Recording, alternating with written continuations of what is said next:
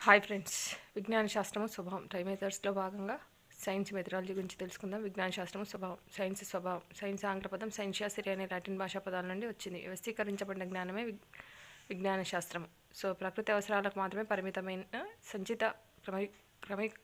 క్రమీకరించబడిన అభ్యాసమే విజ్ఞానం అన్నది కొలంబియా ఎన్సైక్లోపీడియా.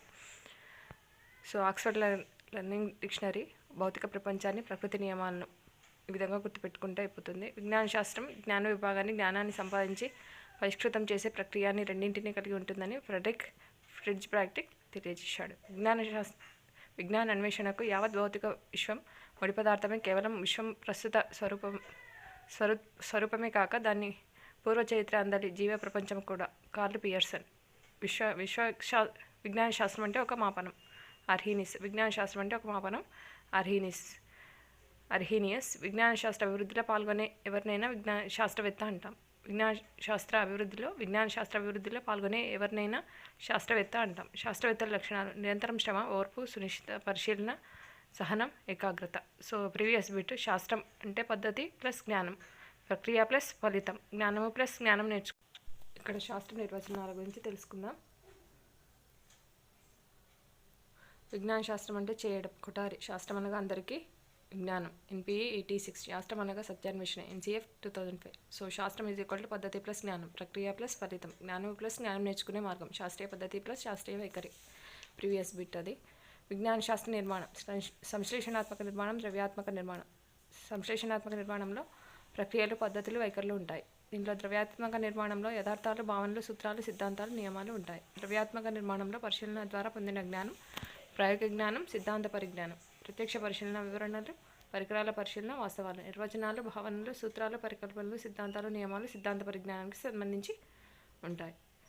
సో యథార్థ భావనలు అంటే ఒక వస్తువు లేదా యథార్థ సంఘటనను వివరించే యథార్థం. జేబీ కొనాంట్ ప్రకారం యథార్థం 2 లక్షణాలు: ప్రత్యక్షంగా పరిశీలించబడింది, ఎన్నిసార్లైనా ఎప్పుడైనా పరిశీలించదగినదై ఉండాలి. సాధారణీకరణం అంటే సామాన్యీకరణాలు చాలా మటుకు యథార్థాల మీద ఆధారపడి ఉంటాయి. ఈ పరిశీలన దోషాల పరిధులకు లోబడి ఉంటాయి. సో విజ్ఞాన శాస్త్ర నిర్మాణం: fab Phoenix, henry Poincaré, leopard క్రునేకర్ నిర్మాణంలో ఉన్న భావన. అడ్డు స్తంభాలు: ప్రక్రియలు, పద్ధతులు. నిలువు స్తంభాలు: సిద్ధాంతాలు, పునాదులు, భావనలు. ఫ్యాబ్ ఫినిక్స్: ద్రవ్యాత్మక నిర్మాణం, సూత్రాలు, నియమాలు, సిద్ధాంతాలు, భావనలు, యథార్థాలు. సంశ్లేషణ నిర్మాణం: ప్రక్రియలు, పద్ధతులు, వైఖరులు. సహకలన ప్రక్రియలు: చరరాశులను నియంత్రించడం, పరికల్పన, ప్రతిపాదన, దత్తాంశ వ్యాఖ్యానం, ప్రయోగం చేయడం. సో ఈ శాస్త్రీయ పద్ధతిలో సీక్వెన్స్ కూడా గుర్తుపెట్టుకోవాలి. ఈ 8 అంశాలను శాస్త్రీయ పద్ధతిలో సమస్యను గుర్తించడం, పరికల్పనలు చేయడం, దత్తాంశాలను ప్రతిక్షేపించడం, సాధారణీకరణాలను రూపొందించడం, సమస్యను నిర్వచించడం, దత్తాంశాలను సేకరించడం, పరికల్పనలను పరీక్షించడం, నూతన పరిస్థితుల్లో సాధారణీకరణాలను అన్వయించడం. సో ఇక్కడ ఈ శాస్త్రీయ పద్ధతిలో గల సోపానాలు కూడా కంపల్సరీ మెయిన్ ఇంపార్టెంట్. తర్వాత విజ్ఞాన శాస్త్ర నిర్మాణం నుండి కూడా ఖచ్చితంగా 1 బిట్ వస్తుంది. శాస్త్రీయ పద్ధతి సోపానాలు కూడా సీక్వెన్స్ గుర్తుపెట్టుకుంటే ఇందులో నుండి కూడా ఖచ్చితంగా 1 బిట్ వచ్చే అవకాశం ఉంటుంది. సో ద్రవ్యాత్మక నిర్మాణానికి సంబంధించినవి ఏంటివి అంటాడు: సూత్రాలు, నియమాలు, సిద్ధాంతాలు, భావనలు, యథార్థాలు. సంశ్లేషణాత్మక నిర్మాణానికి సంబంధించిన ప్రక్రియలు, పద్ధతులు, వైఖరులు. హెన్రీ పాయింకర్ ప్రకారం అడ్డు స్తంభాలు ఏం తెలియజేస్తాయంటే ప్రక్రియలు, పద్ధతులు.